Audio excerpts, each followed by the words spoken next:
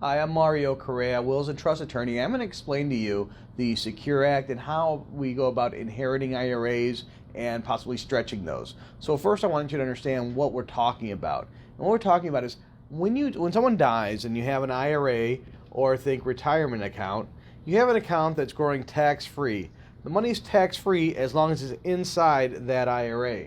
But as you know, when you take distributions, there's taxes involved, okay?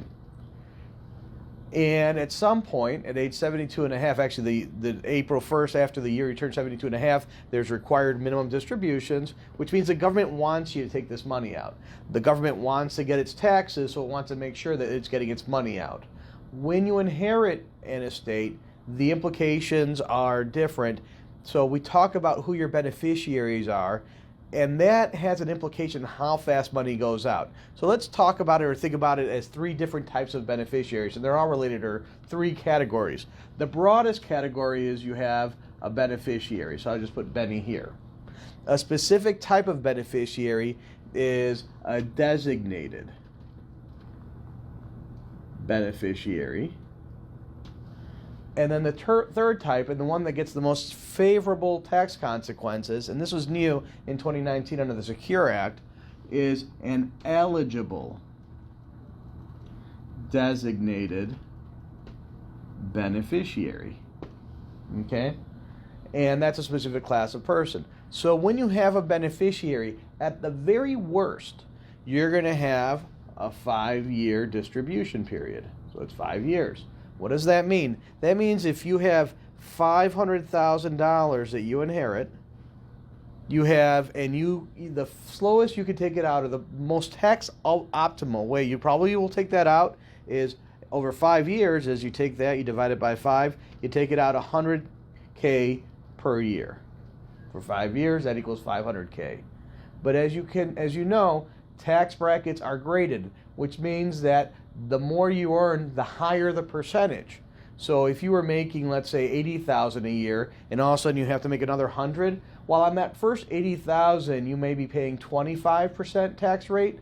On that next $100,000, your tax rate may be as high as 8 to 10% more. So you'd actually be paying 32 to 35% on that next $100,000, depending on the tax tables. So understand, you're not only paying taxes on the amount, but you're paying a higher percentage of taxes. So what people want to do is take this out as slow as possible so that they don't bump themselves up into higher tax brackets from a tax perspective. A designated beneficiary, so if we could think here, so this is the first type, and this is just about everybody will qualify for 5-year.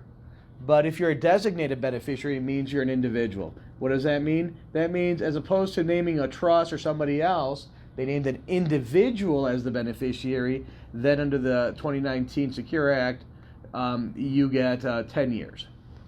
So obviously here, my example, if the denominator instead of being 5 is now 10, then the amount you have to pay out is $50K per year, less likely to bump you up into a higher tax bracket. Now, if we move on to this eligible class, this next class of beneficiaries, these get the best results. These individuals get to stretch it out over their lifetime. And they're a very unique class of individuals. There are spouse, minor children,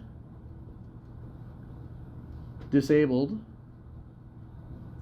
individuals, or someone less than 10 years younger or less of the owner.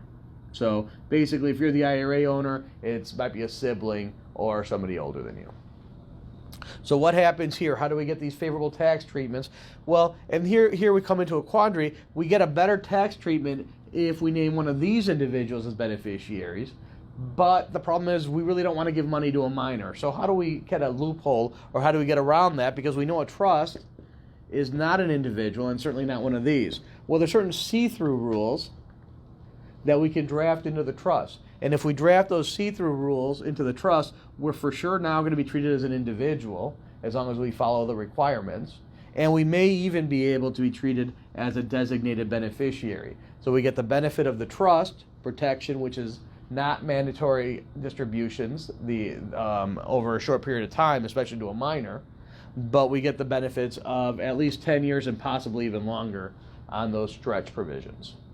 So if you have any questions about how to designate a trust or how to qualify a trust as an eligible designated beneficiary, give me, Mario Correa, a call at 773-489-8500.